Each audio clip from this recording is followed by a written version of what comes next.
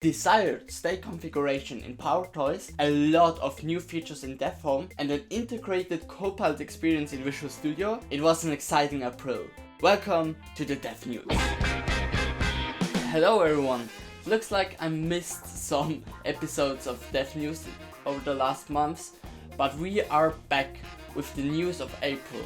So let's not waste time and get right started. Our favorite set of toys, PowerToys, got updated to version 0.80.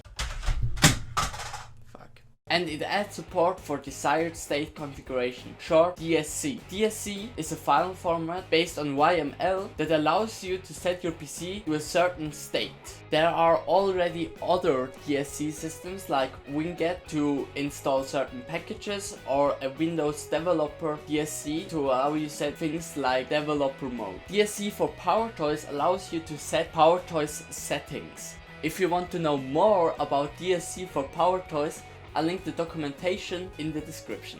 Additionally, PowerToys Peak now supports WebM and WebP files, as well as audio files, which can now be played in an audio player. PowerToys' sister project DevHome also got an update to version 0.13, which adds a new environments page that allows you to create new Hyper-V VMs, and if you have the Azure extension installed, also Microsoft Dev boxes. Furthermore, you can also install Git repositories and Winget packages directly into these environments. To activate this page, you have to go to Settings, Experimental Features, and there you enable Environment Creation, Management, and Configuration. Another experimental feature is Quiet Background Processes. This feature adds a new settings card to the new Windows customization page.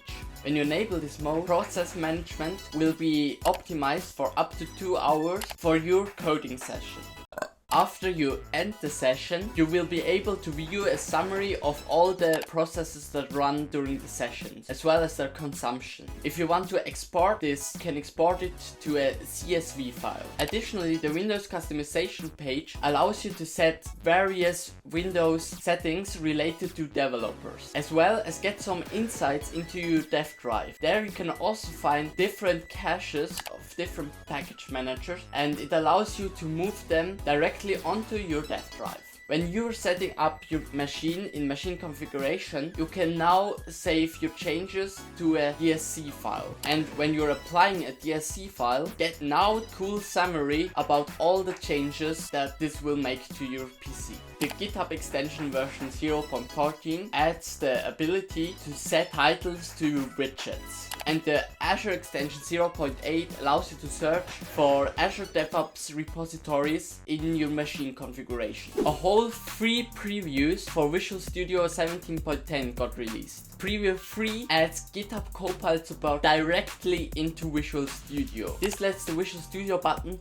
move to the upper right hand corner. Another change is you can now abort loading a project and it will return to the blank Visual Studio window. Preview 4 and 5 don't include any major changes according to the official changelog, but there is one new experimental feature that Microsoft currently didn't mention in the changelog. This new experimental feature allows you to use a new solution file format based on XML. Finally! The old one was long overdue. If you want to know more about this new format, I linked a video from Nick Shapses who describes this in the description and in the info card. Visual Studio Code 1.8 adds the recently added floating window mode to more than just the code windows. And if you have two code windows besides each other, you can now enable sticky scroll, so you can scroll in one window and it will automatically scroll the second window with it.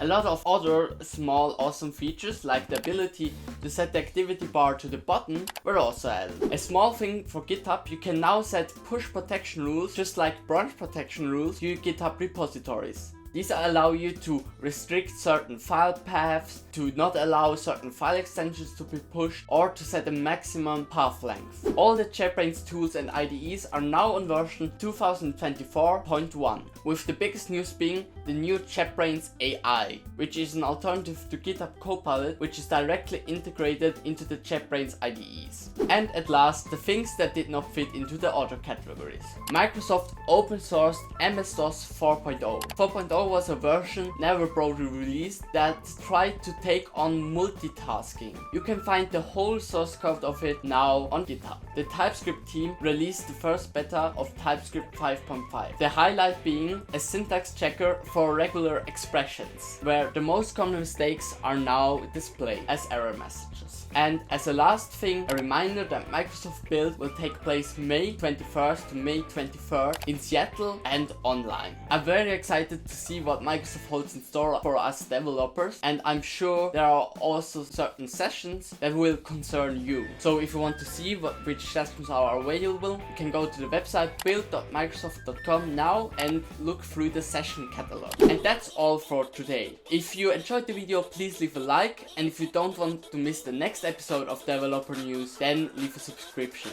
Thank you for watching and bye. See you next time.